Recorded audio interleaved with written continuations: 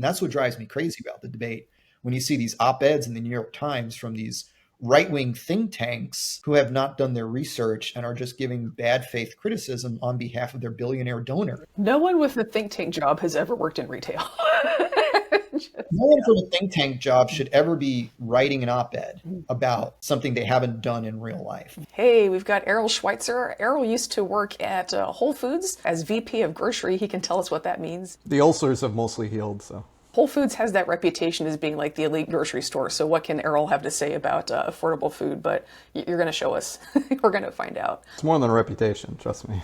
You'll never be as critical of Whole Foods as we were internally, so. Aw. Trust me on that. Errol and I have talked a lot about food prices. Some of that comes from the agriculture side, some of it comes from the retail side, the supply chain that happens between the farm and your table. So we're just going to talk about that some more today with a special emphasis on public grocery. We have a guy running for mayor in New York who's made that a real topic. I grew up in a military family, grocery shopping on post. Got some fun stories about that and how that made a difference for our family and how that's made a lot of differences for military families. How Hegseth is actually trying to shut that down, why that could be a problem, and what history has to teach us about how it can be done. Everybody agrees, at least quietly, that poor people want to eat healthier and would and could if they, A, either had more resources, so that is higher income, or B, we expanded SNAP or other food assistance programs to subsidize this sort of stuff. There's not a disagreement here in the food industry. I've been on the board of Non-GMO Project. We've had that data for years that everybody wants to eat the sort of better for you, cleaner, healthier foods. But those foods are usually more expensive. They have higher markups. The markups are higher from the farm gate on the ingredients. The markups are higher from the manufacturers to subsidize all the cheap stuff they're selling. The markups are higher from the wholesalers. The markups are higher from the retailer. And so by the time you get something on shelf, it's 2 or 3 times the price of a normal food. And it doesn't need to be. And that's because of the way we value food and ingredients. Whole other discussion, whole other story about externalities and what doesn't factor into cost. But I am a very big proponent of sustainable foods and healthy and wellness. And I don't feel in any way that it is an exclusive elitist project. And it's something I actually really resent from how we marketed that stuff at Whole Foods. And it's something that I'm really critical about with other chains like Erewhon that are turning that into an elitist 1%er thing. Because the other side of this is, I'm not a big Walmart fan, but the reason why they just decided to pull artificial colors out of their store brand private label was because they realized that's what their customers wanted. 60+% of their customers wanted more transparency and better ingredients. Their biggest success story of the last couple of years at Walmart was the launch of Better Goods. They launched several hundred SKUs of a clean label packaged food line that looked like it came off the shelves of Whole Foods, but it was half the price. And it's called Better Goods at Walmart. Huge success.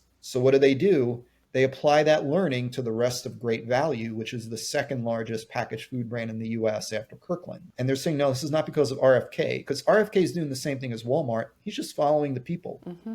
People are saying this is what they want. And, you know, there's some problematic aspects of that, in that this is not going to solve America's health crisis. This is not going to replace a universal healthcare or public option in health. But it gives folks at least a little bit of control over what they can eat. And something like Walmart will make it at least more accessible in that they reach so many more people and their prices are very low. So you're seeing that at Costco.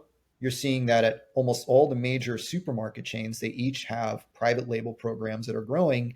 And in those private label programs, they have growing segments of cleaner, better for you, less processed, healthier, whole grain, humanely raised, cage-free, organic, regenerative, non-GMO. This is among the biggest trend for all these retailers. Who are they marketing to? Middle America. Yes, Whole Foods was a bit of the vanguard and has absorbed a lot of that oxygen. You have smaller chains like Sprouts that get a lot of attention, but don't have very large market share, barely 1% market share for a chain like Sprouts. Really, the energy is on all these big supermarket chains and the fact that they are catering to those customer demands, customer needs. And I do think that's a good thing. I do not think, once again, it takes the place of better wages. I do think we still need living wages in this country. I wrote a segment in my newsletter a couple of weeks ago, how to make America healthy again. Number 1, living wages and union protection. Number 10 was universal health care. And numbers 2 through 9 were all debatable, other options. But one of them was, I said, universalize SNAP, get rid of means testing, Anybody could use it. And universalizing SNAP, to me, is also about dignity and the right to food. People deserve the right to food. This should be a fundamental human right. 83% of folks surveyed believe that it should be. Almost every other country in the world, besides the US and a handful of other holdovers, don't think it is. Something like universal SNAP and getting rid of means testing also takes the stigma away. You know how you make a program successful? You make a public program successful? Let the rich kids use it, because then if it's no good, they'll complain to their mommies and daddies, who then call their senators and complain, why isn't the SNAP card working? Because this is the sad part of this country. We hate poor people and we don't care what they think. Programs for the poor become poor programs. We know from actually talking to poor people that like the main obstacle towards eating healthy is not lack of desire, it's lack of money. I think another one that's really important that doesn't get as much mention is lack of time. Because you're usually working 2 or 3 jobs. Everybody's like, well, why don't you just cook from scratch? Because if you want to get out of poverty, you have to help your kids with their homework, which is exactly when cooking dinner happens. So you got to pick one. What's it going to be? Number 5 or 6 in my How to Make America Healthy Again was fresh food processing infrastructure. Yeah. We need to enable more folks to have fresh meals. The time thing comes into where, like, again, if you go to Trader Joe's, which is just upscale Aldi, right? You go to Trader Joe's, it has this reputation as being, it's healthy, it's good food. It's almost entirely like prepackaged food. But for some reason, it doesn't trip the this is processed food alarm in people's heads. Like, we just don't notice that because it's yummy, it's healthy, whatever. Just because it's a frozen dinner doesn't mean it can't have vegetables in it. The signs are handwritten. You think it's made in the back room or something. No, those are made by massive co-packers shipped through a consolidated supply chain, centralized purchasing, and efficient labor logistics. Yes. Yeah, but it just goes to show, like, even people who have money are still really pressed for time, right? And so if you're a stable household with some economic security and you're still pressed for time, imagine what it's like to be poor, right? Like, that was the biggest issue I ran into. Like, we had a period of food insecurity or whatever. We had enough money to cook from scratch and we had enough time for takeout, and so as a result, we kind of just didn't eat enough for a long time. What isn't obvious to men is that forcing folks to just cook from scratch is typically about feminized labor in the kitchen. It's usually the women in the household that are doing that. I think we have this mythology that everyone used to cook from scratch at home, and it's just a modern problem that we all forgot, which if you actually learn history is bunk. Back in the tenement slumlord eras, you didn't have an oven in your house, that would burn the entire tenement down, right? And so there were like automats and things like that. Like, there were taverns, people would just go get soup, some bread at the bakery. Everywhere you look archaeologically, there's bakeries where people are baking bread professionally, all the way back to ancient Egypt, right? So don't tell me everyone used to bake from scratch at home. We can see in the archaeology, no, they did not. Or ancient Rome, food stalls on every corner. Yeah, just going to get some snacks from the corner store in the bodega was very, very ancient Rome. This idea that the right way to do it is to cook from scratch, and that's how we should do it. And if people don't want to do that, then they don't deserve to eat, is crazy. It's just wild. But that's coming from a very specific cultural idea of how people are supposed to behave that has nothing to do with reality. To kind of come back to the gender thing, this fits in really well with this whole idea that the actual nuts and bolts parts of running a business are done unseen by elves. That's not for the CEO to worry about. That's not your problem. You don't need to build your business around that. And even in the home, when it comes to cooking, people think the same way about their own beloved, right? The food just happens unseen by me. There's a person who, I'm not going to say they're less than me, but they're doing the stuff that I'm not going to deal with, right? There's some gender power that goes on that is very much a mirror of the way that CEOs see the nuts and bolts of running a business. That's not a problem that every person has to struggle with. Actually, my husband does most of the cooking. That happens in a lot of households. I grow food, and then I'm like, I'm done. I did my part, So like my one good story about the post exchange, like the grocery store and a military installation. So my dad was in the military. I was pretty young at this point, but I think my mom had gotten really into painting and she ran out of paint thinner. And she was like, I just need it really quick because I'm in the middle of a project. I need to go get paint thinner now. So she puts me and my brother in the car. She goes down to the post exchange. She walks in and she's like, I need your cheapest vodka. And she's got 2 kids. She's got paint all over herself. I need your cheapest vodka. You know those moments when you come to and realize what you're doing and you're like, no, it's not for me. You don't understand. I'd always heard about the PX and the post exchange. And so a few years back, we had a catastrophic freeze when I was living in Austin. And I started thinking about why did grocery stores run out of everything for several weeks after the freeze? And I started thinking about how supply chains were structured and financialized, just-in-time inventory, something that we've talked a lot about, how wholesalers don't hold a lot of inventory, grocers don't hold a lot of inventory, and they're incentivized to turn product very quickly to keep cash off the balance sheets and generate higher returns for investors and family owners. And I started thinking of like, well, what does the mirror of this look like? What's the looking glass here? Well, what would a public food sector look like? And so I put together like a piece that's published by the Good Food Purchasing Program, why we need a public food sector. And it wasn't about public groceries, it was about public sector supply chains. What would a supply chain look like if it was operationalizing the right to food? Like the purpose of that supply chain was to ensure everybody was fed good food. And then it was about a year ago when Zohran Mamdani was starting his campaign, he put out something on Instagram saying, we're going to have public groceries. I was like, interesting. And so I spent about a month researching the PX system and then thinking about operationally, what would this look like? And I put out a post, it was in December of last year, how to build a public grocery sector operationally, taking the learnings from Aldi, taking the learnings from Costco, and taking the learnings from the PX.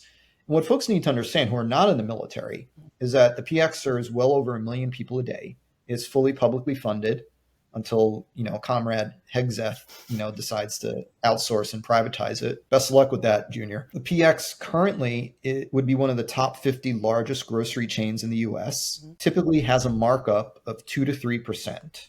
The markup in grocers is usually between 35 and 40.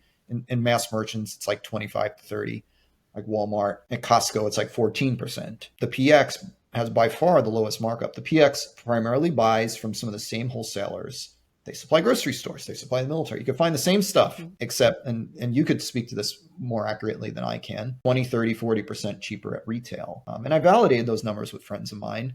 But I also spoke to folks who sell in to the PX system, like, entrepreneur friends of mine, folks in the food business, and they love working with them because they want to make sure that service members are well fed and healthy and are up on food trends and have all their needs taken care of. The goal here for public grocers is to solve for affordability and access. This is a very important math. The increase in price in the last 6 years in food is equal to the full markup that retailers take now. It's 35 to 40%. We are never going to get back to 2019 food prices through the private sector. Those prices would have to be subsidized somehow. And it could either be subsidized through a universalized SNAP program of some sort, or we could talk about large-scale public sector involvement in the supply chain without a retail markup. So customers are paying a competitive wholesale price below the price of what they would even pay for at Costco if it were done correctly at scale. So when I talk about public grocery, I'm not talking about like a cuddly wuddly, like little farm to table, farmer's market, farm stand. I'm talking about a complex, efficient, large scale industrial supply chain based off of the learnings from the PX system,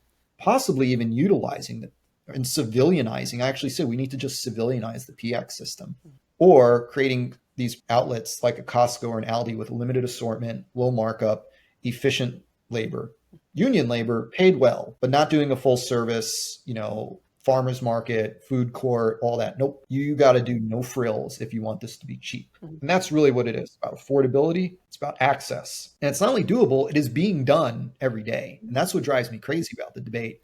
When you see these op-eds in the New York Times from these right-wing think tanks who have not done their research and are just giving bad faith criticism on behalf of their billionaire donor. No one with a think tank job has ever worked in retail. No one from a think tank job should ever be writing an op-ed about something they haven't done in real life. I've been very clear. I support healthy, sustainable, cleaner label products. We could have whole grains. We could have sustainably grown products. They have to be put into a scalable, industrial, manufacturing, processing, wholesale, retail sector in order to be cheap and accessible for everybody. The public sector grocery idea is not only viable, it's necessary, but it has to be done in a way that respects retail math. A lot of that is just about like, look, there are people who have to run the store, who have to move products from, the storage to the shelf, right? Who have to unpack the truck. There's people who have to ring you up at the grocery store, right? So a lot of what it takes to make that food accessible and pay those people properly is scale, right? If you're taking in like a basket at a time, instead of like a semi-truckload of food at a time, you're not going to be able to use staff's time well, which means you either have to drastically underpay them or charge a lot of money. If you want to treat both those groups of people right, it takes scale. And I think that's where people get lost, because we hear scale and we just think industrial. And you're like, no, if you want to treat both these groups of people right, you have to make good use of everybody's time. which means moving a forklift of stuff at a time, not a basket, you know? There's a lot of well-meaning food measures out there that are like, we just have to take the small farms and match them up with people who need food.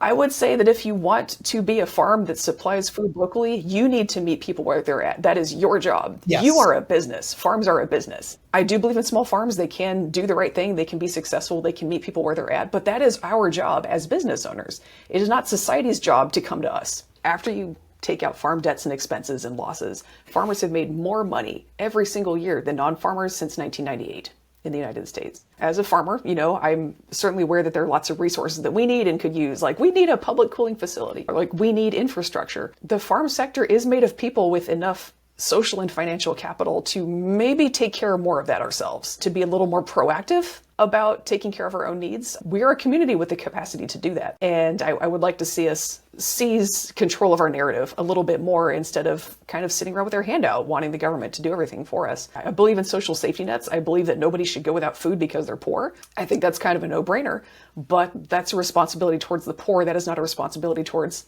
millionaires with a six-figure income. It's not the same farm sector people's grandparents left behind, and it's good for the public to know that. Well, I love your YouTube. I watch it all the time. I always feel like I don't learn enough from people, and I always learn stuff from you. So I'm grateful that you're putting in all that work and that you're also interested in hearing what a grocery goon like me has to say. So thank you. Of course, yeah.